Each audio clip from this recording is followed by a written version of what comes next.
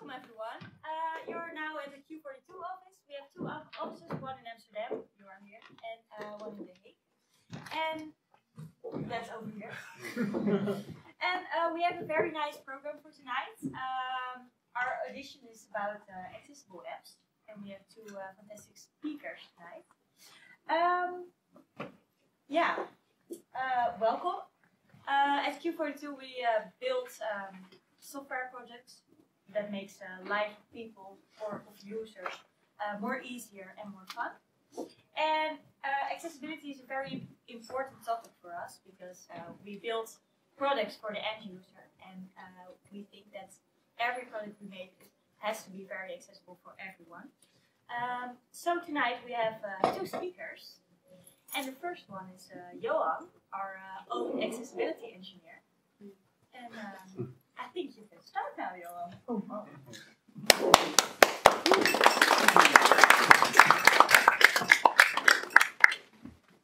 Hi everyone. I will talk today about what is digital accessibility. I don't know what your level is, but I want to create kind of a level playground for everyone, so we have the same starting point. So either if you have a lot of experience, there will be some in it for you, especially when Jan Jaap is going to talk. You will have some more in-depth stories about accessibility, and I will try to create a good starting point for all of us. So let's start with what is accessibility, why it's so important, and how you can start fixing it. Like Mara already said, my name is Johan Huijkman. I work here. Most of the time I work, well, not here, but over there, in this office. I am an accessibility engineer, which means that I am spending all my time on accessibility. I think it's a good thing. I've been working on accessibility for almost 20 years right now, which makes me some kind of an expert. I hope after this night you will all become some kind of an expert also, because we need them in the next coming years. So let's just start. What is accessibility? First question. Accessibility is actually making sure that everyone, and I mean everyone, can use your product. Whatever you're creating, everyone should be able to use it, including people with disabilities. And at the core of this is the awareness, the realization that there are people who experience whatever you create, interact whatever you create in a totally different way than you do. Possibly. But it's a very important point to make. And this picture that we're looking at right now is an illustration I use a lot when I want to explain what I mean by saying that it's a different experience. This picture was taken during a usability test we conducted here at our office with about 5 or 6 people with a visual impairment. And you see the man on the left, this is Jeroen. And Jeroen has a visual impairment from when he was 15 or 16. And before we conducted the test, Jeroen came up to me and he asked me for a plastic insert cover. And I just gave it to him. I didn't bother why. I thought, well, he needed it for a document or something. And then after the test, Maurice, who's over there behind the camera, came up to me with this picture. And all of a sudden it became clear what Jeroen was trying to achieve here. Because on the right is a designer looking at the app he was testing through this plastic insert cover, a metated plastic insert cover. He wanted to give the designer the same kind of experience he had. So that's what it's all about. And Jeroen is not alone. There are about 300,000 people in the Netherlands who have a visual impairment. And those are not the people doing reading classes. Those are people with low vision and who are blind. So, but I'm going to stretch it a bit more. Because maybe we all remember this picture, or maybe we don't want to remember this picture, because it reminds us of the bad times.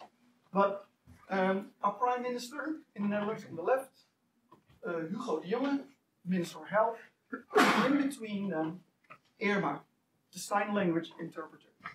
I think this was a moment for many people in the Netherlands that they realized that there were also people who could not hear Mr. President and needed another way of communicating. In the Netherlands, there are about 800,000 people who are deaf and hard of hearing. They don't all know sign language, but they benefit a lot from subtitles, for example. So they benefit from your effort into digital accessibility. Imagine this. You are used to going to the bank, who is just around the corner. You are used to doing all your payments on paper. Maybe it's difficult for us to imagine because I think most of you are digital natives and are used to using an app. But there are people who are not used to using an app and have difficulty to keep up with all the things that are happening right now in our digital space. In the Netherlands, we have about 3.5 million elderly people. I'm not saying that all these people are computer illiterate, but they are not digital natives, and it can be tough to keep up. And as they say, when you grow older, well, impairments are lying around the corner. You can get trouble with your seeing, with your hearing, with your moving, whatsoever, and it can be tough to keep up with all the new things that are happening in the digital space. And that's a lot. Half of the people in the Netherlands use accessibility features on their mobile phone. How do I know this? Well, because that's something you can check. If you don't know what accessibility features are, I advise you to open up your phone, not especially right now, but you can go to the section accessibility. It's there on your Android, it's there on your iPhone, and have a look. And a whole new world will open up to you. Because there are so many settings that you can make in order to accommodate your phone to your specific needs. If you have trouble seeing, if you have trouble hearing, if you have trouble touching your device, there are all these kind of features that you can use to accommodate your phone to your needs. And it's possible to check these features. It's a very simple check that you can add in your app, and it's there because we all want to know what kind of features people are using, so we can accommodate our apps to that. So that's what we did in the last 3 years. We run a script in some of the apps of our biggest clients and found out that of these 2.5 million Dutch people that we were able to reach, half of them used at least one of these features. And a quarter of them almost used 2 of these features. A little bit more on them later on. That's what I just said. Because if you think this is all overwhelmed, and I think this, well, is more than enough, I hope is more than enough to convince you that it's worth investing in accessibility. There's one more thing, and that's that in 28 June 2020, on 28 June 2025, the European Accessibility Act will come into effect. And at the core of this law is the same thing as I said at the beginning, that everybody should be possible to use whatever product you are presenting. Everybody should be able to use it, even people with an impairment. And it will be forced upon you by law. So, well, it's not my favorite thing to how you say, to motivate people, but it's there. And the European Accessibility Law references the WCAG. I don't know if you are familiar with the WCAG, the Web Content Accessibility Guidelines. Well, there are a lot of them. There are about 78 success criteria. And if you're creating an app and you want to create an app according to the law, that complies with the law, you have to follow at least 44 of them. And that's a lot. That's really a lot. And I can imagine that if you are new to accessibility, this can be quite overwhelming. You have all these numbers, you have the law, and you have these 44 success criteria. So where do you begin? This is where I will throw you a lifeline. Because at the beginning of this year, we introduced apps.org. And apps.org is a platform or a guide for making apps accessible. And it aims to give you everything you need as an app developer to make accessible apps.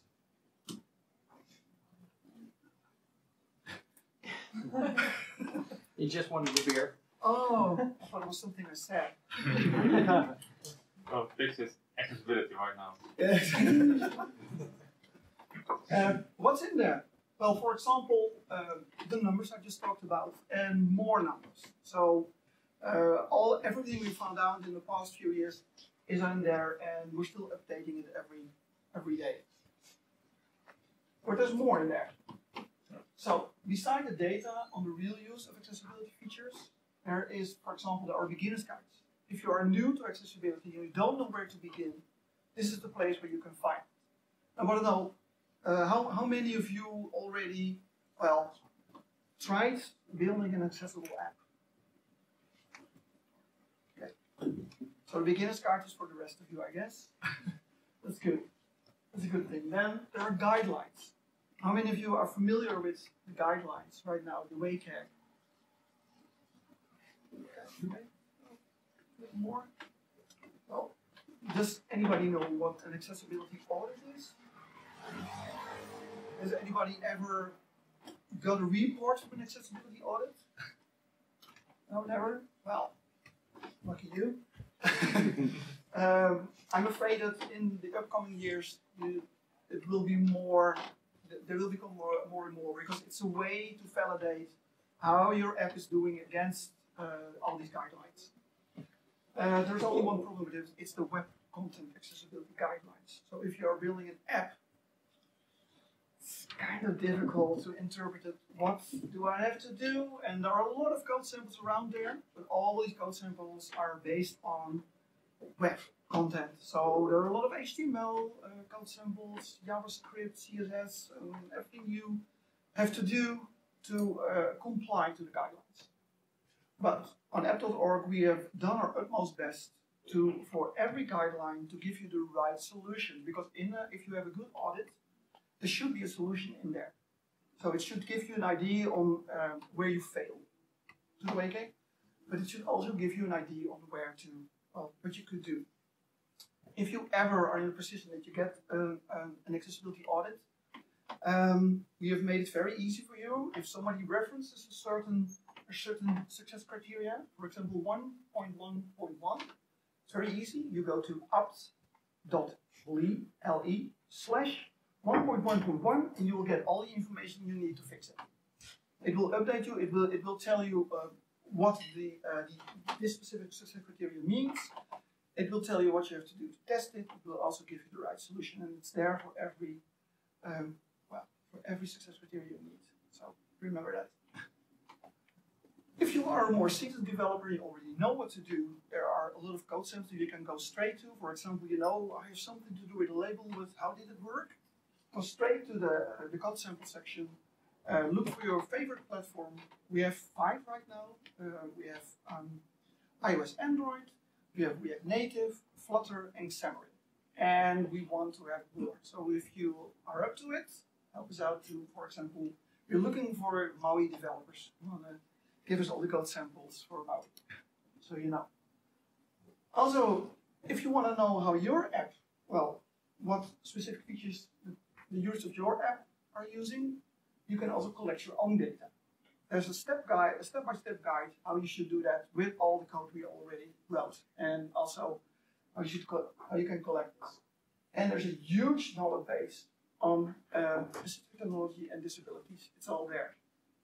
And there's also one important thing, and that's there are interviews there that will tell you how other people experience your app, how they work with your app, and the circle around. And this is one of my favorite quotes in there.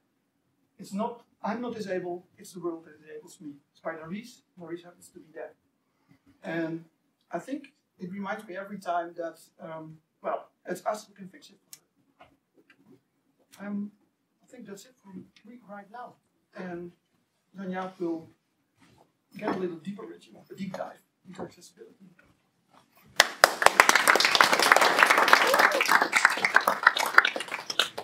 Thank you, Johan. I would like to ask you if you hold your questions for after Jan Jaap's talk. Then we have a Q&A session. So think of questions you can ask after Jan Jaap's talk is the moment. So yeah, that's about the planning for today. Johan's talk is already done. That was great. After that, Jan Jaap is talking, and after that we have a Q&A session. And there, please stay for drinks and talk with each other, because this is a meetup, so meet each other. Then I think Jan Jaap, you're up. He's founder, co-founder of the App Foundation in Abra, and I think he is going to introduce himself further.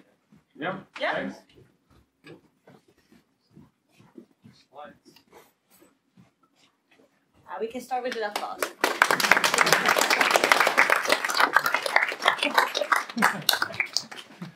Alright, so that's me. Just like Johan, I work as accessibility engineer, but also as entrepreneur. So I'm co-founder of Abra. We do accessibility consultancy for apps, app accessibility. And I'm now the co-founder, or now the chairman of the App Foundation. So app.org is part of this foundation, so that's why it's free. It's also open source. For myself, I first studied software engineering. I learned how to build Android apps, iOS apps. So I focused on native apps. And then I did a master in human-computer interaction. That's where my interest in accessibility was starting, because I was talking more to users instead of only coding the apps, actually talking to users and finding out that some users were blind and they can also use a phone. Apparently, I didn't know at first.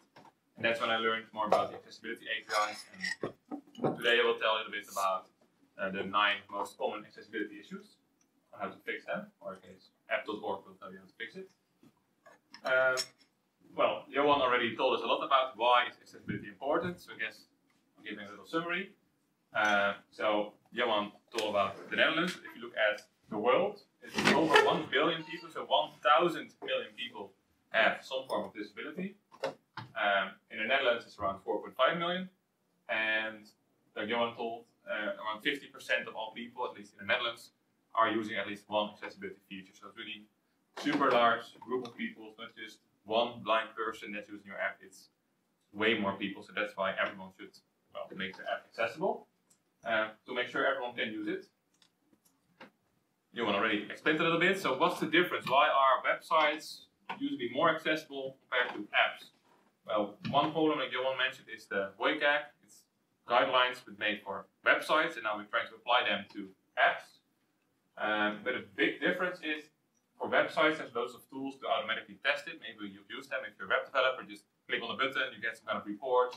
Also tells you how to fix it. It's quite easy. But for apps, we don't really have this luxury. There is some tooling, but nowhere near the web tooling. So it's mostly manual testing.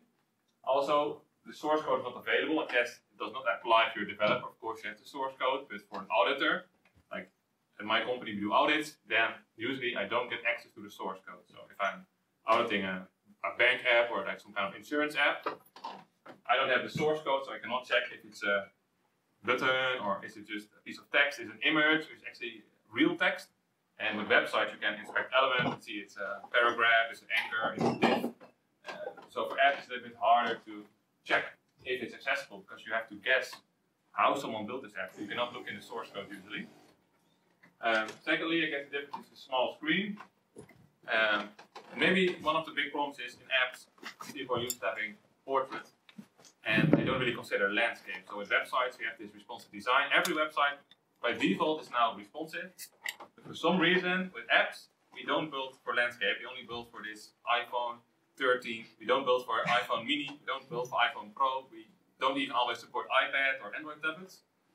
But for websites we do. I don't understand why. Maybe because it started out with just one iPhone and one Android phone, and then suddenly things got larger and smaller.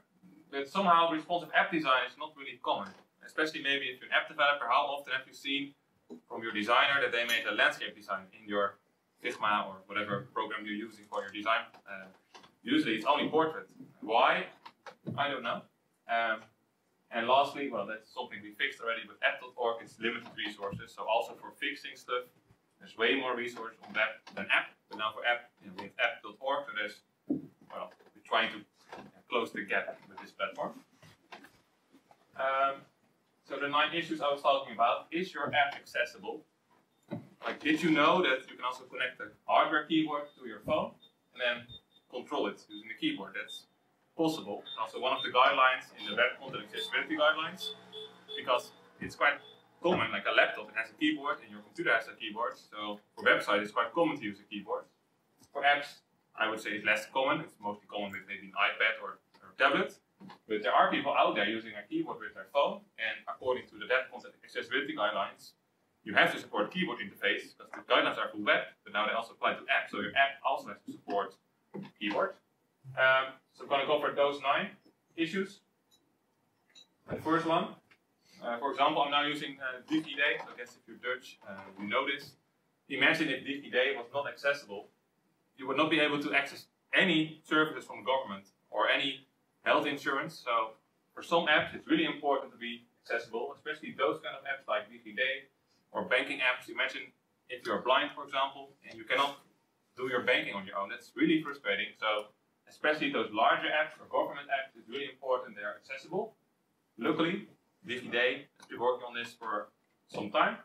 So I'm going to show how it should work and also tell you how it should not work. So orientation, like I mentioned, you need to support landscape mode. You don't need to support a different fancy layout. So it's not mandatory to make your layout shift to the left side and right side. So 2 columns not required, but it is required that you can scroll because on landscape there's much less space available. So you need to implement a scroll bar basically on every screen of your app and also support landscape on every single screen of your app. So it's not just for camera apps or video apps, basically any app, landscape, every screen. So usually that's where if I check an app, if I check if it rotates, I can already say it's not accessible according to the law. So according to the law, every screen needs to have support for landscape, except there are some exceptions, but mostly every screen needs to support it. So if you're testing this, make sure you don't have the portrait orientation lock enabled on Android or iOS, otherwise it's your phone that's blocking the orientation and not the app. So it happened to me sometimes when I'm testing. Second, contrast.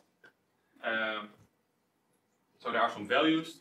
It's 3 to 1 minimum if you have large text or bold text, and it's 4.5 to 1 for other text, like smaller text or text elements.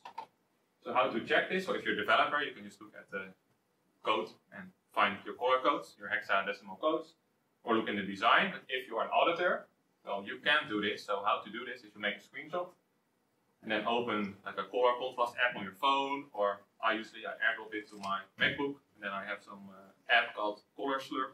It's like a color picker. So that's what I did. I make a screenshot, I airdrop it, then I use Color Slurp to find the hexadecimal code.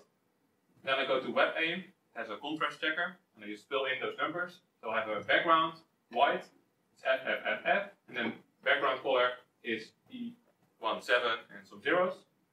Then I get a result, it's 3.22 to 1. That means it fails for normal text. It fails the AAA. So AAA is not mandatory by law, but if you want to make the app more accessible, you can try to comply to it. So it means I only pass large text. So this means I can only use this color for large text. And what this doesn't mention, I can also use it for bold text. So that's why in DigiD, all orange text is bold, but otherwise they're not allowed to use this color. So imagine ING, also has orange. Orange can never get the 4.5 contrast ratio.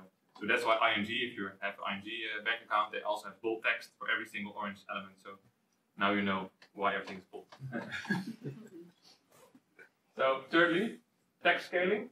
So like Johan mentioned, if you go to accessibility settings on Android or iOS, you can go to larger text. And you can increase on iOS your text size to 310% larger than normal. And according to the Web Content Accessibility Guidelines, you only need to support up to 200%. But now, Johan collected those statistics, and there are people out there that use 300% or even the larger size. So I would say don't stop at 200, don't stop at what's legally required, just try to support the largest possible size. DigiD does this, so on the left side is normal text size, and then on the right side is the maximum font size. So it still fits on the screen, and they also have some scroll bar, so I can scroll down and then also go to the collect statistics setting. So that's also a reason why your app needs scroll bars. If people have larger font size, it doesn't fit on the screen anymore. So that's why not only for landscape, but also for large font size, all screens need to have a scroll view. Then moving on to more things that you cannot see, so you need to use a screen reader, or need to have access to the source codes to check this. It's accessibility heading. So imagine on websites you have H1, H2, etc. to mark headings. On apps, we only have one level, we just have heading, so we cannot make a hierarchy, you can only say it's a heading. But mostly people, developers, don't mark those headings as heading. they just make it larger and not technically marked as a heading. So on app.org we have code samples how to do this. So if I'm using a screen reader, I only hear the text, and if you're blind, I cannot tell what's on the screen. So other, it will then mark the voiceover, so the screen reader will tell me other heading, verification code heading, Wednesday heading. So it will tell me, like people can say in their mind, they can kind of visualize how it looks like because they know certain elements are heading. And also on iOS and also on Android, there's this feature that people can skip 2 headings. So they can use some kind of gesture screen reader, and they can jump from one heading to another heading.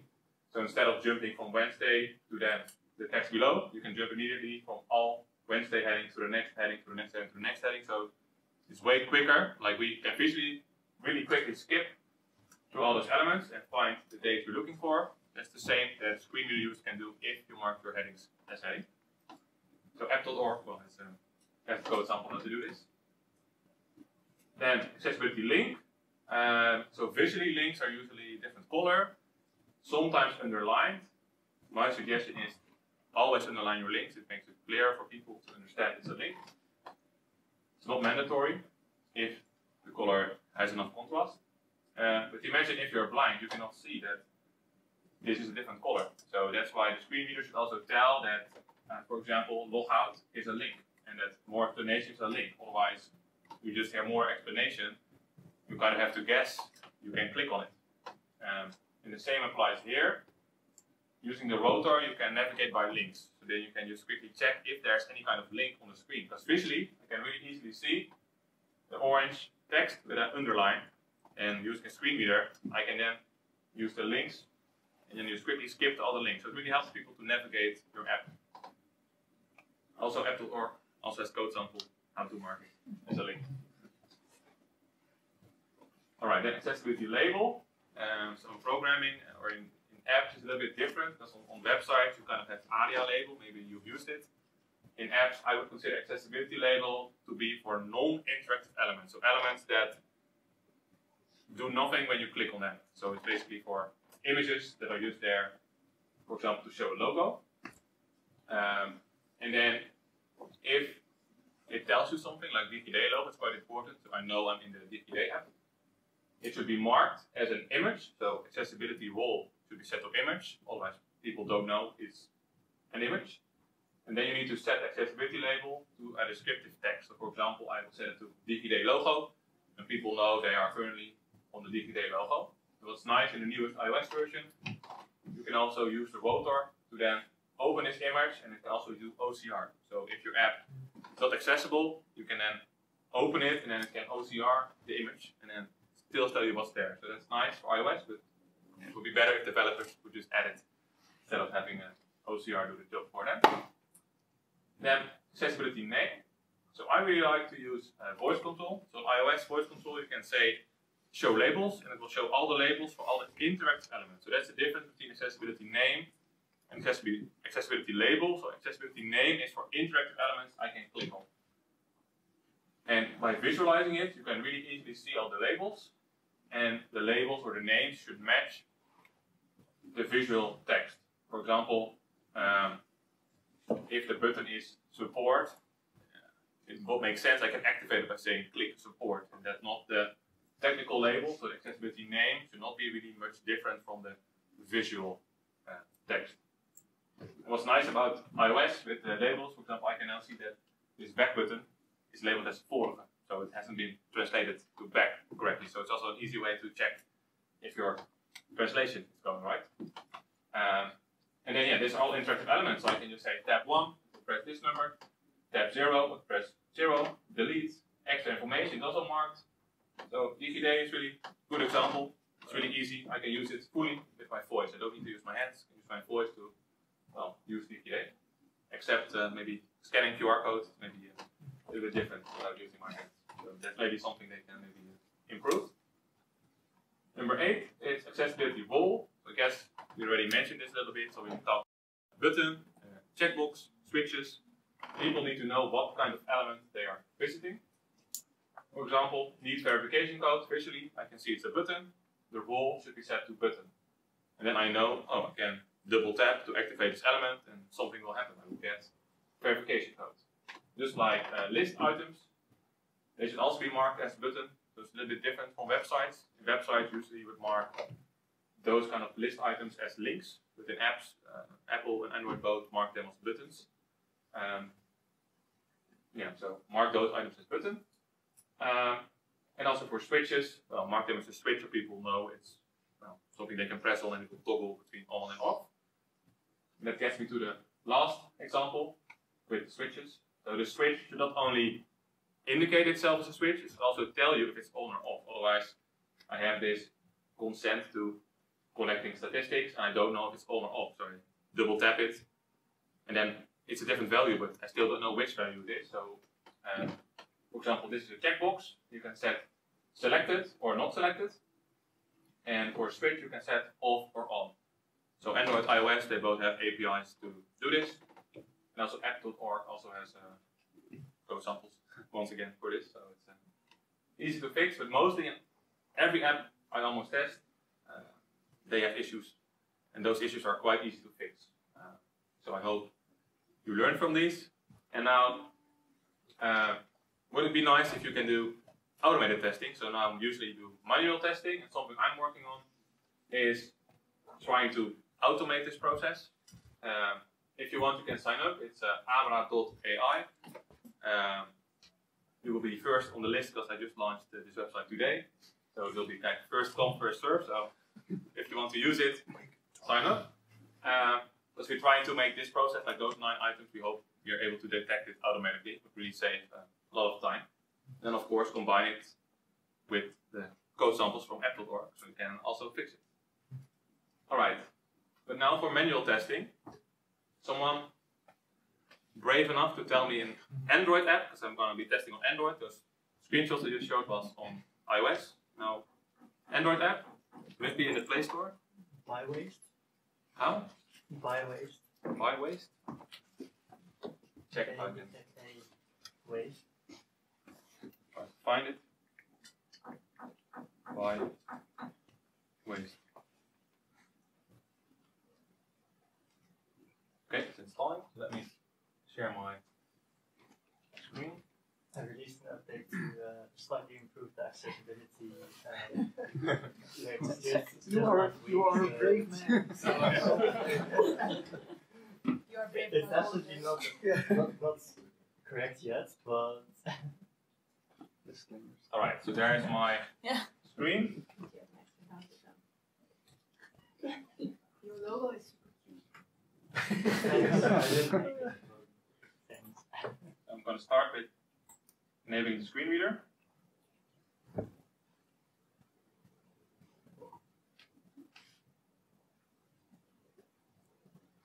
Image of app or game icon for ByWasp. ByWasp installed. So that's how.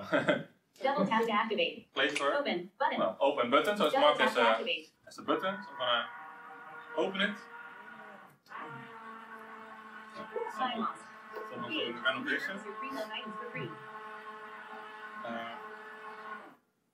Right. Page. We repurpose your preload items for free. Well, so this is marked as the same as I can visually see, so that's nice. Sign up button. Yes. Double tap to activate. So sign up is also marked as button, so I already have an account button. also marked as Double button. tap to activate. Sign up page. We repurpose your preload items for free. Oh yeah, I guess now I can see visually there's some indicators, the 3 dots, so it's marked as space, but it doesn't indicate I can swipe. I guess I can do this. Yeah. Page. Choose a convenient day and time for your pickup. Page 203. Also working. Page. Give back to your community and the planet. So now the number 1 failure is landscape. Was it supported? Well, it's not pro dating, so it's not there yet. Sign up button. First name. Edit box. Yeah, so it tells me the label first name, also tells me it's edit box, so I know I Double can tap and input. hold to long press. Editing. Last name. Edit box. Email address. Edit box. Password. Password. Edit box. So now we're going to do the checkbox. It's something that goes wrong quite often. Not ticked. Show password button. It's also labeled. Double Also tap something to that's toggle. forgotten quite often. So Not ticked. I agree with that. no, Privacy policy. yeah, no tick. That's like the Tick box. Android style. iOS is Double more tap like to toggle. Links available. checked. Use tap with Android is three fingers using to view. ticked. So let's tick it. Check. Oh, now it says check. Create account button. Do you already have an account? Log in. Links available. Use tab with 3 fingers to view. Editing. You just close the keyboard. Bylaws. Do you already have an account?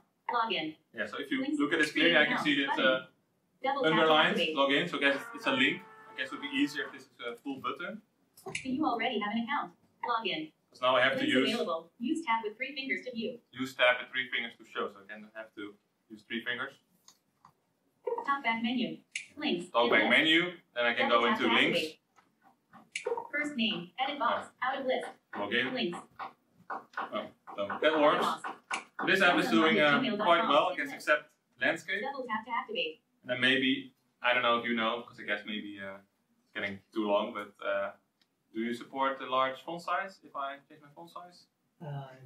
Yeah, I mean, for sure for the Top back login off. screens.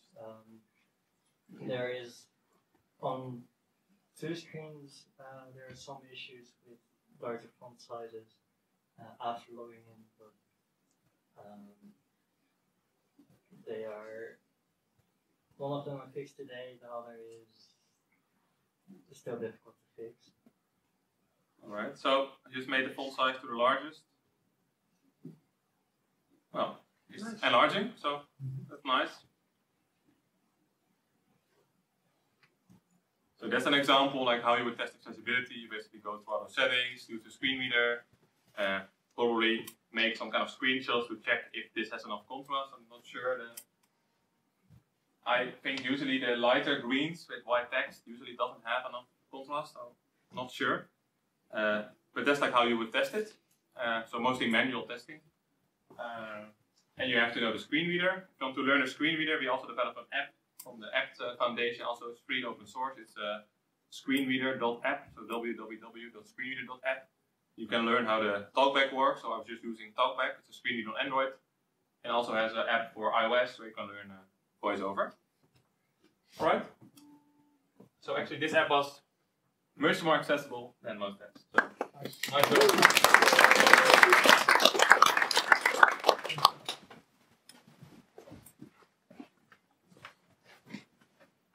So imagine I find some issues, for example, like landscape mode or maybe marking elements as buttons.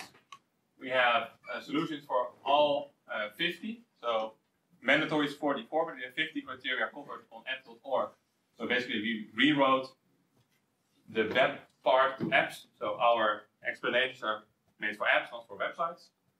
And then we have also solutions. So it looks like this. We have Android, iOS, Twitter, we can get Xamarin as like a tab bar. You can select your programming language of choice, and it will show you a code sample. And we also have, separate from the web content accessibility guidelines, we also have documentation, or docs, and then you can just select Android and browse through around 50 code samples per programming language to just learn how to do certain stuff. It's all open source, free, so yeah, no barriers. Alright, that's it for me. If you have any questions, you can ask me. I guess for the guide, to recap, app.org. Then also at Abra we have Academy, where we now have free e-learning, how to make your app accessible. Just training around 1 hour to make your app accessible. Then for testing, we're making abra.ai. If you want, you can sign up for the newsletter. And for company, it's abra.nl. My email is janjaap@abra.nl if you maybe have any questions. And if you want to connect on LinkedIn, yeah, sure, would be nice. Yeah, thanks. Thank you. So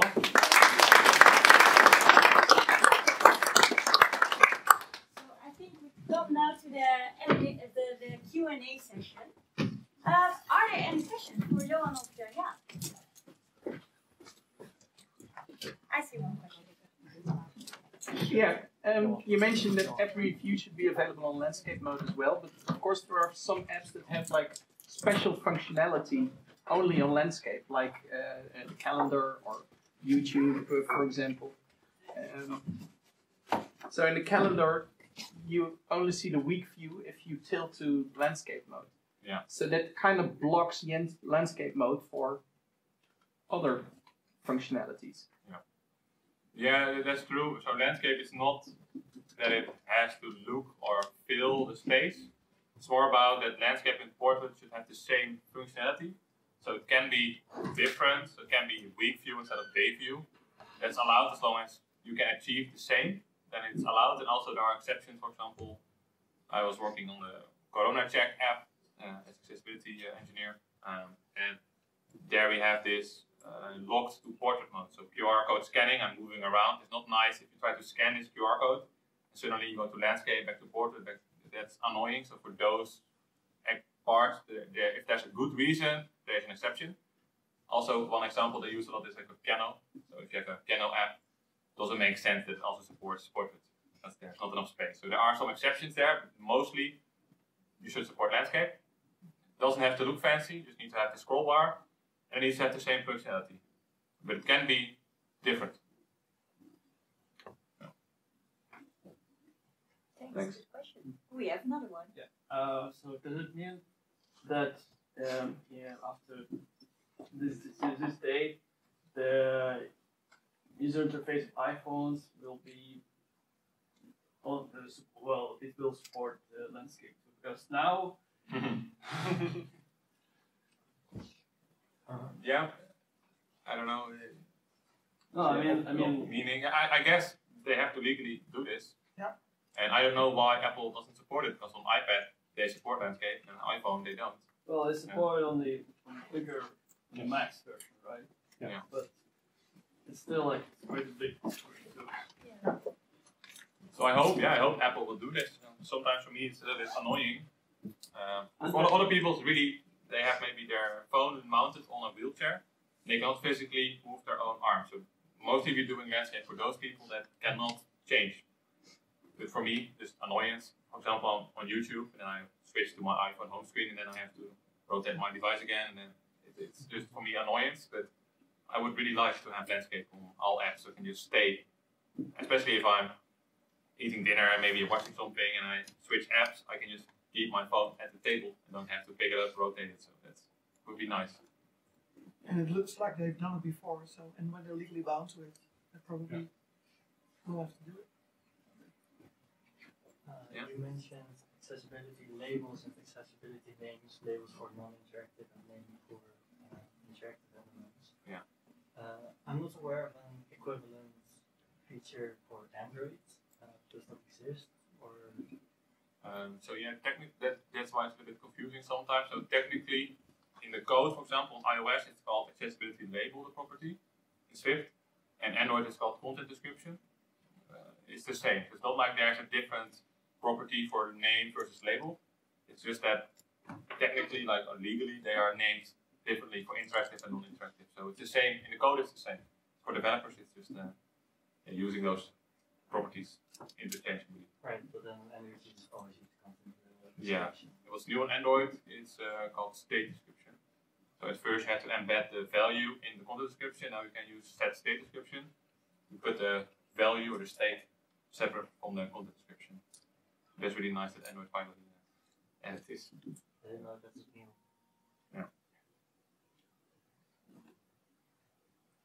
Yeah. Just want to make a note that the automated testing of accessibility on Android is also possible if you upload your app to the Play Store, because there is a pre-release report that gives you some, at least a few easy wins, from my experience. There's usually some overlooked elements in your screen that you forgot to tap. Yeah, good to mention. It's not like we are making something that doesn't exist. So you have also Google on Android. You have this accessibility scanner. It's an app. You can also open your app and press a button. It will scan your app. And yeah, that's new. I think really recent, right? The Play accessibility insights. I haven't used it myself. And there are also some commercial tools out there, like VQ has a mobile SDK, and also eVins has an SDK. Those are really expensive. So yeah, there are tools out there. Just for web devs, way more. Any experience with it? Because we are really keen to find out, because they're really expensive. So. Yeah, does anyone here have experience with No. automated testing of apps, accessibility? for Xcode. And does anyone have experience web accessibility automation? See some hands. I mean, see the difference. Well, 2. Well, infinite more. 0 to 2. No. So, yeah. On the apps.org website for Android, there was this code sample for showing how to set the role of an element. But I only saw it had code for labeling something as a button. Are there also other things that you can label it as? Yeah, I guess I can answer. Yes, so in app.org usually there's a text above the code sample where you can click to go to the API documentation, and there you can usually find all options. So there's button, link, checkbox, there's way more. So it's in the, there's some kind, usually there's a link to go to the API documentation of the platform of choice. Alright, so it's oversaw that. Yeah. But maybe you can add it to our code samples, maybe. I want to ask about Flutter stability, because Flutter renders its interface completely on the canvas without any native elements, which usually supports it. So, does it support all these platform accessibility features, or its lack of some stuff? Do you know if it supports all? Because it's a question. Not all, but we have the code samples on app.org. And there we found that I guess we have around 50 code samples, I think around 45 out of 50 Flutter supports. So Flutter draws its own accessibility tree somehow, magically, even though they're drawing this canvas. So they did think about accessibility. And I think you can make accessible Flutter apps. At least sometimes there's some bugs that can maybe destroy someone's experience. But usually I feel like Flutter, it's very possible to create accessible apps. Don't use it for web. Yeah, that's different. Yeah, if you make Flutter for web, I believe it's not accessible. But Android iOS, I believe it's really almost fully accessible. Yes. I was just wondering, I'm more of a web developer, so I don't know this, but do you always, as an app developer, have to label your roles with like every element, or are there elements of an automatic role to like the web? Yeah, I guess I can answer again. The best is just like web, for example, if I use H1, it marks itself as heading. I use button, it marks itself as button. That's the same with apps, but usually developers, sometimes the designers make fancy designs and then you have to build your own components. But if you use the standard like UI button on iOS or UI checkbox or Android, like a Android button or Android edit text, it will mark itself as input field or button or link. It's only when developers custom make stuff that you really need to use this. If you just make the default components, it is really accessible by default. Okay. But I think the problem is with lots of apps, they have custom designs. They don't want the default tab bar. I want to make it more fancy, and accessibility is often forgotten. Yeah. I have another question. I'm not a developer, but a designer, and it's sometimes very hard to bring to a client why accessibility is like why you need accessibility, because most of the time security is number one, and accessibility, later on maybe, but never came to that point. So my question is actually, what can we do to bring that on to our clients to say this is more like as important as security? It's the same question I've been struggling with for years. And I think, we've tried different approaches, of course. And I think it's a combination of all. It's like showing them someone or several people who are actually failing with their product. That works. That's one way. Then we have the data, of course, which is pretty convincing, I think. And it does work quite well. It does with a lot of our clients.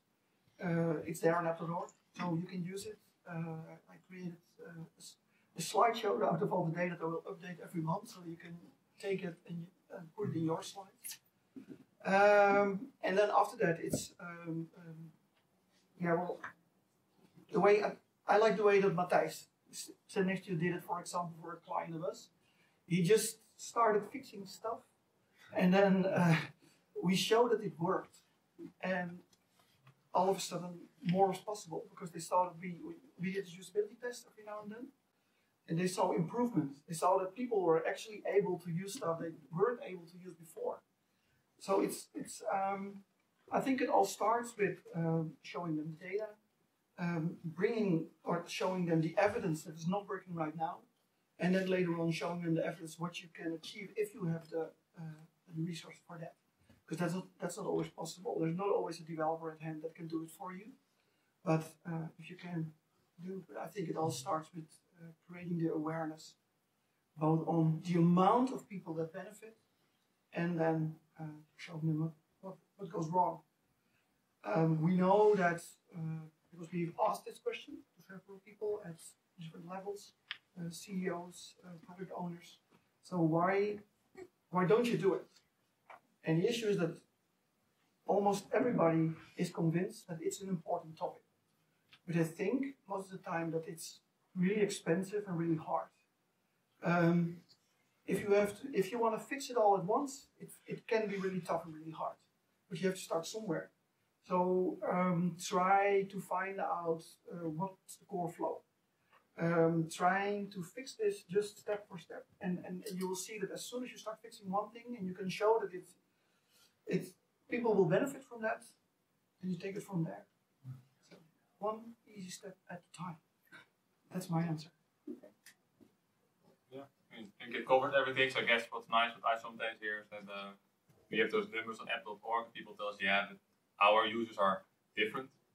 Of course. And then that's why it's nice that Johan, it's the library from Q42. It's also available to put in your own app, and then you can collect data from your users. So I think that's really nice. You can actually convince people, well, this is real data from your users, so it's not just our users. So it's I think that's a nice way to convince people.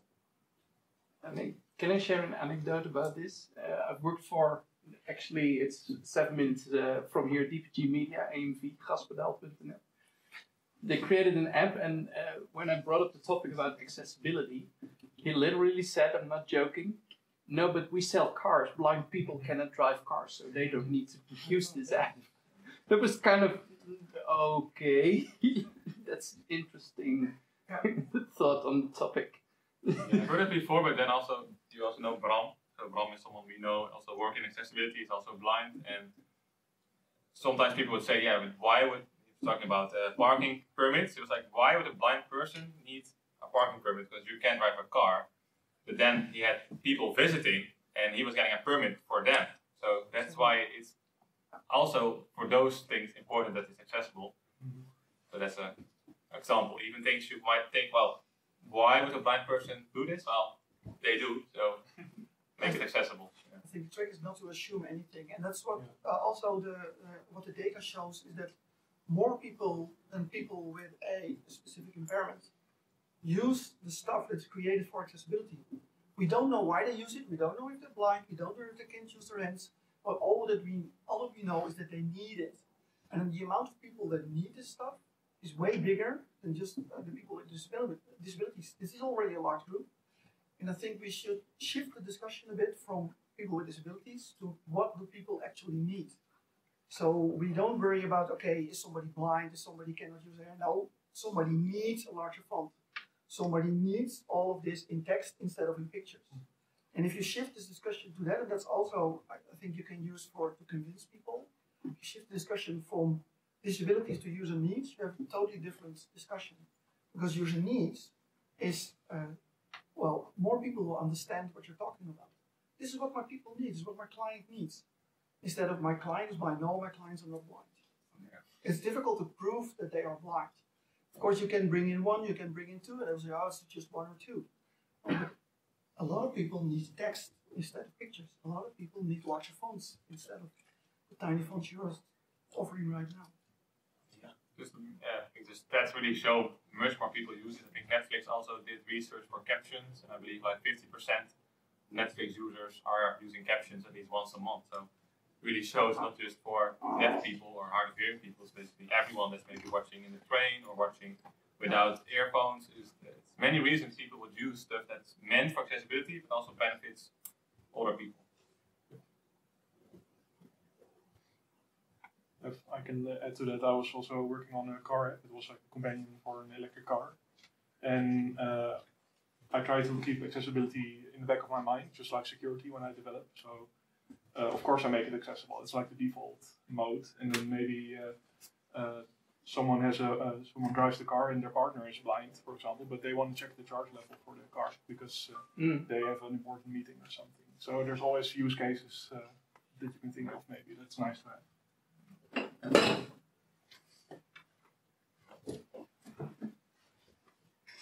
More questions? I think actually it's very easy to, maybe not the landscape mode because that really needs a design, but just naming, labeling, enabling that stuff. As a developer, you can do it by default. If you just get it into your system, it's just like titles and alt text in HTML. Then it doesn't cost extra time to do it if it's in your system. Involve the team. That's what I always say, because as a developer you can do a lot, but you can only do so much. You need a designer, because if you start talking about labeling, you have to think about what's the label going to say. As a developer, I can add something, and it will probably be something really functional. But you need a designer or a copywriter for that. If we talk about color, for example, you need your designer. So it's always a team effort. But we can do our utmost best to fix all the things that we can fix, and then we have to convince all the others to join us. I hear there's a designer here, so. Are there any more designers here? Is it all developers? You can speak freely, it's a safe space. I mean, what's nice is like the shift left approach, what they call it, to try to make accessibility day one, so not like an afterthought, like, oh, the app is ready, maybe now I fix accessibility. Just do it from day one, even when designing, when building, maybe put it in your definition of done. That you do some screen reader testing or large font size testing, and yeah. I always say day zero because it has to be in your style guide. So it's even before you, when you lay the foundation, it should be there. And that's why it's so important to get it up there, get it to move it up to all the levels of our organization. The people who make the decisions should know that it's important, because if you have a style guide, for example, you say it's all easy to fix. I think for a developer it's quite easy, but as a designer it can be some kind of a bit more difficult. For example, if you think about two palettes, you have a dark mode, you have a light mode. Dark mode is a really much used feature on many devices. You will see if you look at the data. And dark mode is very important for people, for example, who are sensitive to light, people who have trouble focusing, staying focused for a long time. They need dark mode. But last time I gave a workshop and there was a designer who said, well, so we have to design two palettes. I said, yeah, I'm sorry, that's what it is. Because as a developer, it's pretty easy to implement it. You have two palettes, okay? You have two palettes and then everything is there. It's You really need easy to implement it from the start. Exactly. Yeah. Oh, that's a really good point. That's a really good point. It's very easy to. Well, if you do it from the start, it's easier. I get this question a lot. How much does it cost? And I say, well, it depends on what you're developing, how much it's going to cost. But it's going to cost you way more if you don't address it from the start. It's about, it can go 30 times bigger, the amount of money that you have to spend at it if you wait too long. If someone even did calculation, I think they even came to 60 times more expensive to do it after instead of during. So it's, this of course depends on what you are making, but it will be more expensive. And it's quite easy now with our knowledge base. So it's no reason not to it's do all it. for free, so no excuses. Do you also have code examples? Good question. Now, I think it's time for last. If there's any more questions, if there are one last one. What if the application has a very unique design, specifically made because they wanted to make it like to be like attached for this application, like maybe art gallery, for example? Yeah. Does it mean it must follow the rules of, well, same rules, being accessible? Well, as far as I know, if you're offering a service to anybody, you have to be accessible. Of course, art is out of the question. You don't have to change the contrast in your artwork. That's what you mean. Like specific techniques of how the screen's moving around, or if we have actually a use case. Maybe Marvin can tell something about it.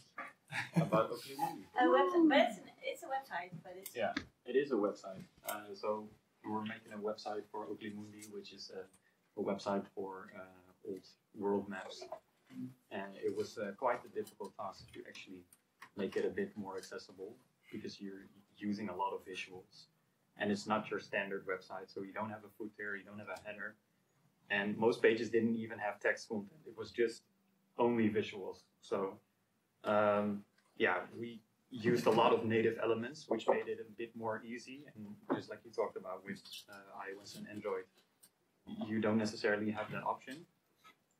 But yeah, still we have to work around a lot of things and try to do our best with that, which was a task, and we still have to do a bit of improvement on that.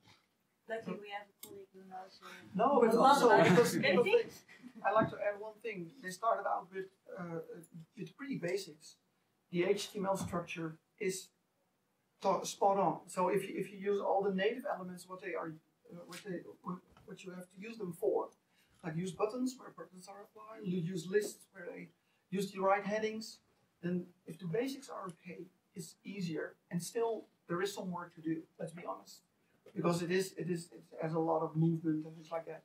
But also in the style sheet, if you choose, for example, to not you don't want to see animations, they're not going to be shown to you, and that's just one exception in your style sheet. So I think it's not an excuse to not try to get as far as you can. Maybe you can't get all the way, but there's always things you can fix so people can do things. And there's always one escape. I don't think you should do it, but you can always add something next to it that will work, of course. But that's at the end of the line. Always first try to fix it within what you're creating. And if you are not able to do it, you are allowed to offer something else, so people can still achieve the same thing. Yeah, no, it's not an answer you want to hear.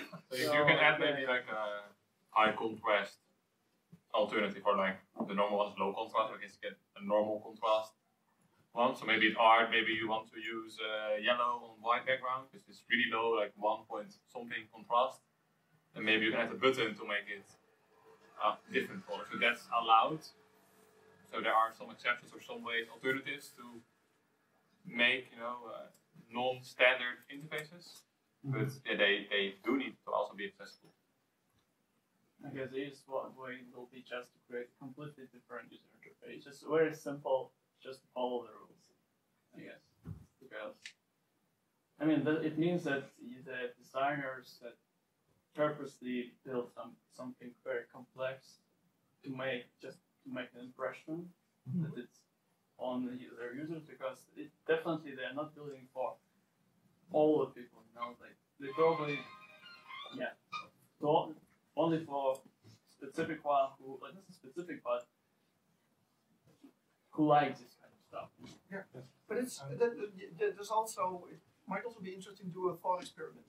So what are you trying to achieve here? You want to create this really unique experience. For who?